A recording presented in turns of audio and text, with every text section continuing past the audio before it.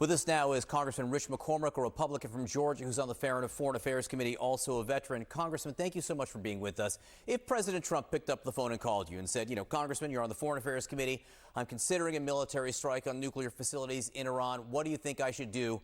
What would you tell him? Well, first of all, I'm glad that nobody's considering putting boots on the ground and actually going into a country. Serving 20 years in the military and having sons that are military age, that's a big decision. I think that we have a precedence.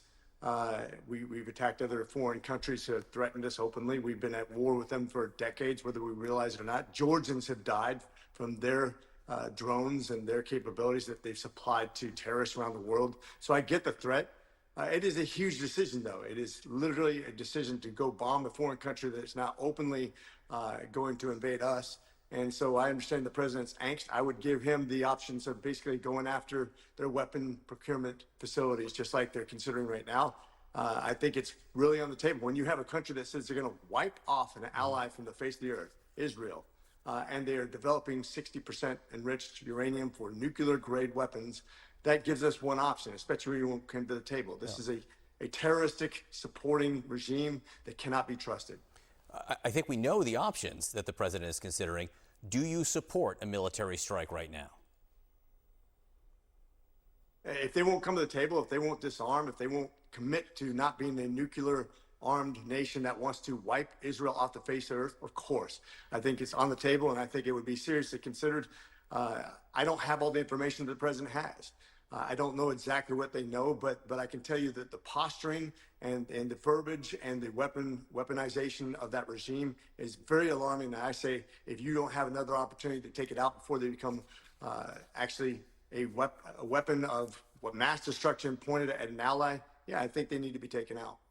I was speaking to your Republican colleague, Tim Burchett, from Tennessee yesterday, who his belief is that the Israelis are doing the jobs well themselves. He would not like to see U.S. involvement, and he doesn't necessarily see a direct threat, an immediate threat on the United States from Iran. Listen to what he said. They can't get past Greece with their missiles. I think if they had, they would have already launched them. So among other things you heard him say there, they can't get past Greece. What do you say to that? So I agree. The immediate threat is not there to America, but realize they've called us the great Satan. Israel is the little Satan. And by the way, if Israel can take care of the job, by all means, let Israel take care of their job, even if we have to supply the weapons to do so. I'd rather not be involved directly. But if there are no other options and Iran will not come to the table, they will not disarm their nuclear program, and they continue to threaten both our lives abroad as well as our allies abroad, they leave us with really no options because they have been at war with us, whether we realize it or not. Oh, you keep saying that. They've been at war whether we realize it or not. Former Congressman Justin Amash, who was a Republican when he served, he wrote this on social media. He said, "There's not a single plausible argument that Trump currently has the authority to launch offensive strikes against Iran. Congress hasn't declared war against Iran, as the Constitution requires, nor has Congress otherwise authorized military hostilities in Iran."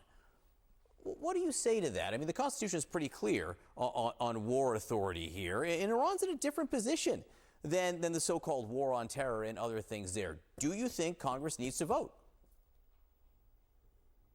Well, this goes back. I would love to see Congress vote. Actually, I think that's the best thing for us moving forward because we haven't done that since World War II. Realize we've been in Vietnam, Korea, Iraq, and Afghanistan without voting on war.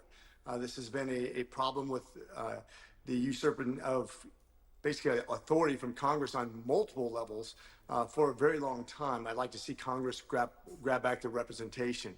And I understand the angst over this, and I don't have all the information that both Israel and the president have that they're acting on right now. But what I do know is that we have been attacked overseas. We've had American troops, including Georgians, killed by weapons produced by Tehran and distributed to the Houthis, to Hezbollah, to Hamas, to other terrorist organizations around the world. They arm our enemies constantly, and they're producing weapons not to harm anybody other than people that we are aligned with. So Thomas Massie and Ro Khanna, two members of Congress, bipartisan, are pushing for a vote in the House on this. Just a vote on whether or not the president should do it. Do you support that move to vote? I always like the move to vote. I think the people should speak. But the president also has emergency powers that have been given to him by Congress. And that's why we've been, and it doesn't matter if it's President Trump or other presidents, and we've had both sides make big decisions for the United States based on what they knew and what they decided to do at the time. And that's why leadership is so important. Congressman McCormick, we appreciate your time this morning. Thank you very much.